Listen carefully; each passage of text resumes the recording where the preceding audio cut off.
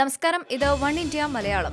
രാജ്യത്ത് ഹിന്ദുത്വ തീവ്രവാദം നിലനിൽക്കുന്നുണ്ടെന്ന നടൻ കമൽഹാസന്റെ പരാമർശം വിവാദമായിരുന്നു. ബിജെപി അടക്കമുള്ള രാഷ്ട്രീയ പാർട്ടികൾ കമൽഹാസനെതിരെ കഴിഞ്ഞ ദിവസം രംഗത്ത് വന്നിരുന്നു. ഇപ്പോഴിതാ സംഘപരിവാർ നേതാക്കൾ കമൽഹാസനെതിരെ വിദ്വേഷ പ്രസംഗങ്ങളും പ്രസ്താവനകളുമായി രംഗത്ത് വന്നിരിക്കുകയാണ്. ഏറ്റവും ഒടുവിലായി ഹിന്ദു മഹാസഭയാണ് കമൽഹാസനെതിരെ രംഗത്ത് വന്നിരിക്കുന്നത്. ഹിന്ദുത്വത്തെ അപമാനിച്ച കമൽഹാസനെ വെടിവെച്ച് കൊല്ലണമെന്നാണ് ഹിന്ദു മഹാസഭ ദേശീയ വൈസ് പ്രസിഡന്റ് പണ്ഡിറ്റ് അശോക് ശർമ്മ പറഞ്ഞിരിക്കുന്നത്. ഹിന്ദുത്വത്തെ അധിക്ഷേപിക്കുന്നവർക്ക് ഈ മണ്ണിൽ ജീവിക്കാൻ അവകാശമില്ലെന്നും അശോക് ശർമ്മ കൂട്ടിച്ചേർത്തു. കമൽഹാസനെ പോലുള്ളവർക്ക് മരണമാണ് മറുപടിയെന്നും അദ്ദേഹത്തെ പോലുള്ളവരെ വെടിവെച്ച് കൊല്ലുകയോ തൂക്കിലിടുകയോ ചെയ്യണമെന്നും അശോക് ശർമ്മ കൂട്ടിച്ചേർത്തു. കമൽഹാസന്റെ സിനിമകൾ ബഹിഷ്കരിക്കണമെന്ന ആഹ്വാനവും മറ്റൊരു ഭാഗത്തു നിന്നും ഉയരുന്നുണ്ട്.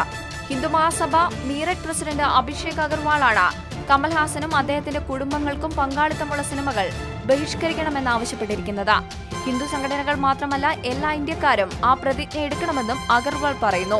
ആനന്ദ വികടൻ എന്ന മാസികയിൽ എഴുതിയ കോളത്തിലായിരുന്നു രാജ്യത്ത് ഹിന്ദുത്വ തീവ്രവാദമുണ്ട് എന്ന് കമൽഹാസൻ പറഞ്ഞത്. ഈ പരാമർശത്തിനെതിരെ കഴിഞ്ഞ ദിവസം കമൽഹാസനെതിരെ കേസെടുത്തിരുന്നു. ഈ റിപ്പോർട്ടിനോട് നിങ്ങൾക്കും പ്രതികരിക്കാവുന്നതാണ് കമന്റിലൂടെ. കൂടുതൽ വാർത്തകൾക്കായി സബ്സ്ക്രൈബ് ചെയ്യുക വൺ ഇന്ത്യ മലയാളം.